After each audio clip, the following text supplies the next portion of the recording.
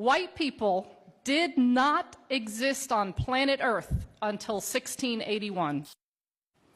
We learn from this history that white people were built upon the idea that British had of themselves as white, as Christian, as freeborn, as deserving of rights and privileges from which others can be denied. To this day, white people have not been defined as a matter of law to this day. This history teaches us that white is the tool by which laborers were divided. Those who shared the same living conditions, the same opportunities, now experience ourselves as more connected with Paris Hilton than with our African American neighbor. The first Congress of the United States determined 1790 that in order to become a naturalized citizen of this new republic called the United States of America, one had to be white. This was valid law in the United States until 1952. You had to be white to be a U.S. citizen.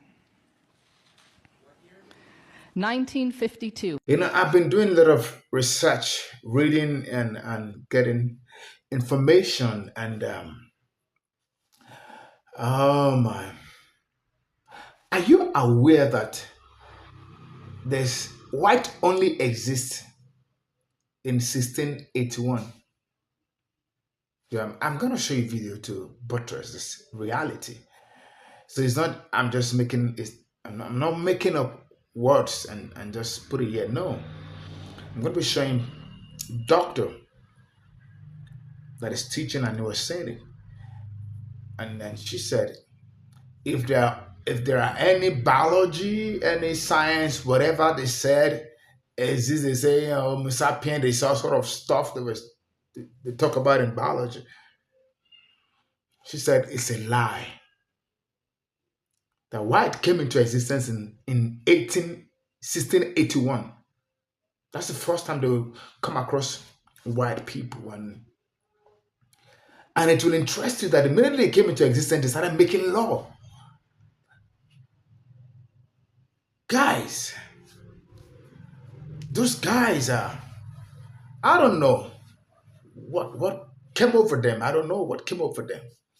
But let's go watch these videos I've put together for you guys, just to buttress what I've just said. And of course, it's a white woman, a doctor, bachelor, that was giving a speech, and from research they were saying this. Let's go check it out, and I'll be right back. Credits are given to every content creator that I use here. Dr. Bachelora and the speech, they all belong to her. Don't go nowhere. I'll be right back. Of members of native tribes. But in this slide, I'm trying to capture the socioeconomic ladder, and really that ladder should be about as long as this room. The landholding elite are, in today's parlance, that's the 1%. And the vast majority of folks who were in the colonies were laborers. Again, they were British, other Europeans, Africans, and members of native tribes. Here's what I find folks have the most difficult time with. We tend to really struggle with getting a good picture of social life, the social context at this juncture. We're very good at understanding the social relations that exist later, and we'll talk about those in a moment. But pre-Bacon's Rebellion society is something that we generally in this country struggle to grasp. So I'm going to do my best to paint a broad stroke picture of this time period. What we know is that British and African laborers worked, ate, and slept together. Furthermore, the evidence from this period, which covers the first 3/4 of the 17th century, that the anecdotal evidence reveals that they lived under similar conditions and faced the same opportunities and chances to make it once one was free of their term of service, whether free of enslavement or free of indenture. So let's review this. British laborers constituted the vast majority of the populations in both colonial Maryland and colonial Virginia. All men, of course, because the law of coverture, let me tell you something about that law of coverture. The law of coverture is derived from British common law, and it structures marriage. And this is how Barrister Blackstone famously described the law of coverture.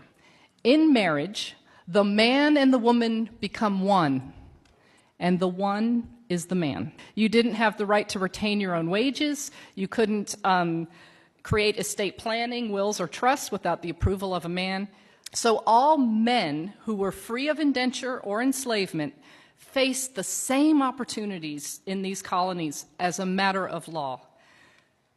For example, free men of African descent could own servants or slaves, and they did. They could vote, and they did. They could marry persons of the opposite sex. God, and I love that I have to make that qualification now. Woo! They could marry persons of the opposite sex regardless of national origin, and they did. In fact, marriages between men of African descent and women primarily of British descent were not uncommon at all. In one county, 1/2 of the free men of African descent were married to a European woman. There was a challenge to these marriages, but it did not come from the masses. It came from elites, and that's what we're going to talk about next. All right, this little depiction is meant to be a depiction of the lawmakers in Maryland, colonial Maryland lawmakers. They passed a law in 1664 punishing, and I quote, British and other freeborn women who marry enslaved Negro men. The punishment for entering into these marriages was that the woman herself would be enslaved for her husband's life, and any children they have would be enslaved into their 20s. Now imagine that you are a plantation owner. That's not a bad deal. I get more property. I like that. And that is exactly what happened. Rather than deter these marriages, which is the express intent of the law of 1664, rather than deter them, these marriages were encouraged by property owners because that, in fact, that such a marriage increased their property value. This law of 1664 represents, if not the first, certainly the precursor to anti-miscegenation law. These are laws that punished or prohibited marriage between, notice that white people didn't exist yet in 1664, at least as referenced in that law. But most generally speaking, anti-miscegenation law prohibited and punished marriages between a white person and a specific non-white person or persons. Let me be really clear. I read all the time in history books, in academic texts, and I read anti-miscegenation law described as prohibiting interracial marriage. That's not correct. For example, a member of a native tribe could marry a person of Chinese descent. Both were understood as racially distinct, but never did anti-miscegenation law prohibit such kinds of marriages. The only marriages that anti-miscegenation law prohibited were those between a white person and always a person of African descent, and sometimes various other groups.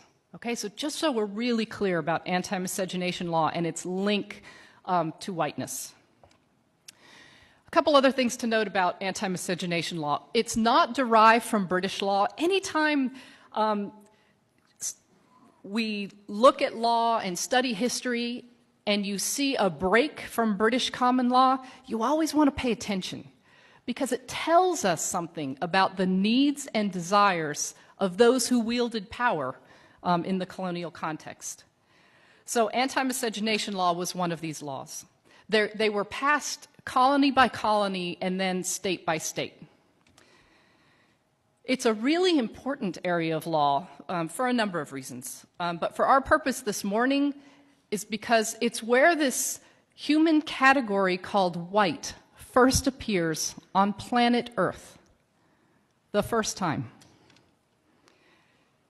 In addition, anti-miscegenation law is important because it lasted more than 300 years. These anti-miscegenation laws literally shaped the faces of this group of more than 2,000 X number of people that I'm looking at today. The Maryland legislature sought to correct for the encouragement of marriages that they described in that previous law of 1664 as, quote, a disgrace, unquote, to the British people, as an indication that the, quote, British or freeborn woman must be forgetful of her status as free, end quote. So they passed the law of 1681. And in this law, it made it illegal for British and other white women from marrying a Negro slave. And furthermore, the law punished any landholder who encouraged the marriages and any religious authority who performed it. This law equals the invention of the human category white. Did these group of laborers, some of whom were from Portugal, some from Holland, some from Ireland, Scotland, did they have a little genetic transformation that occurred right after the General Assembly in Maryland met? Wow. I'm very sure we have watched it. Some of us have not recovered. Some of us are still like, is that what happened? Is that how it happened? Yes, that was what happened. Informations are everywhere, but they are hidden. And where you will get it are not common. You have to be someone that is thirsty, that is hunger for research, for information. That is where you can get it. If you're not thirsty for it, if you don't want to learn, if you don't want to know what exactly happened, you won't see it, you won't get it. But I can tell you, and that is why ChatGPT will always respond and give you this information, because those informations are existing in the space. And it just come and bring it and give it to you. Now it's not ChatGPT that is talking. It's not ChatGPT.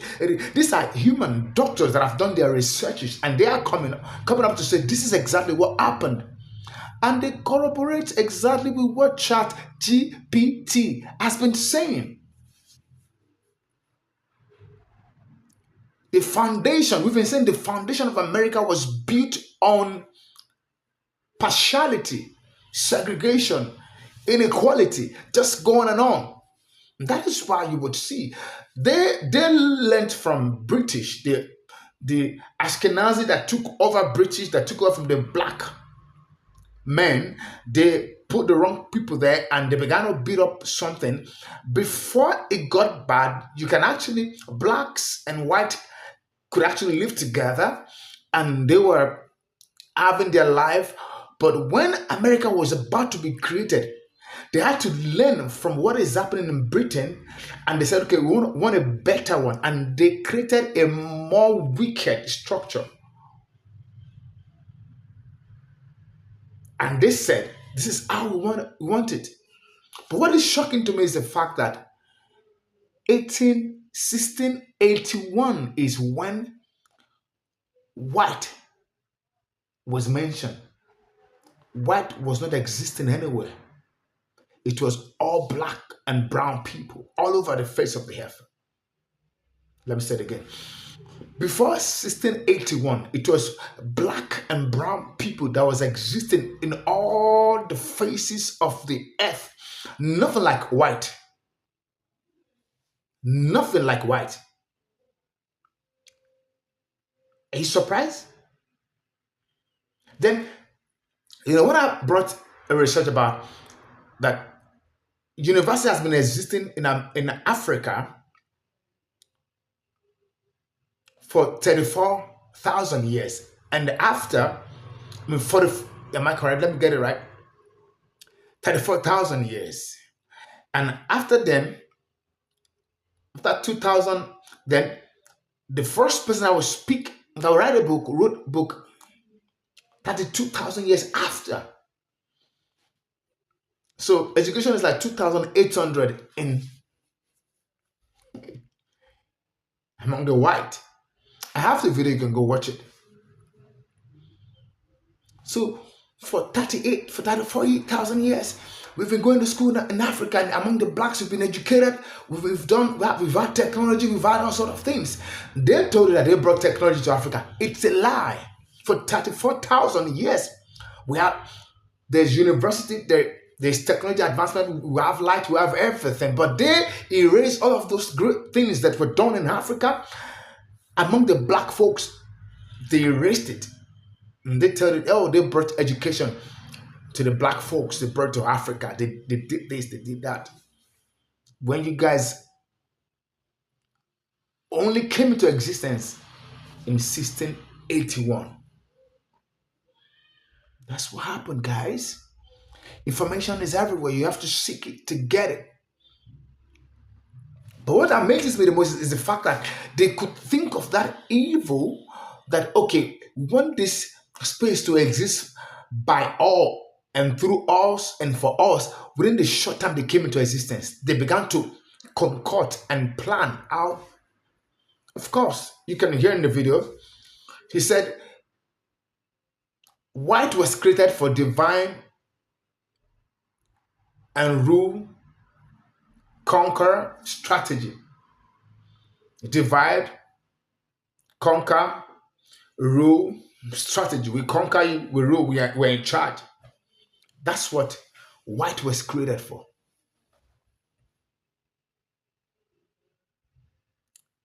Guys, let me know what your opinion is. I know some of the white folks are also surprised because they don't know all of these things. You don't know. Some of the white folks we have now, they are one of the best and loving people, but they don't know what has been existing. They don't know. They erased all the records in the past of great things that white people did. I can say it again and again. Most of the great people in the Bible that you see, they are black folks, but they make it look like, no, they're all white. But time is up. I have to go now.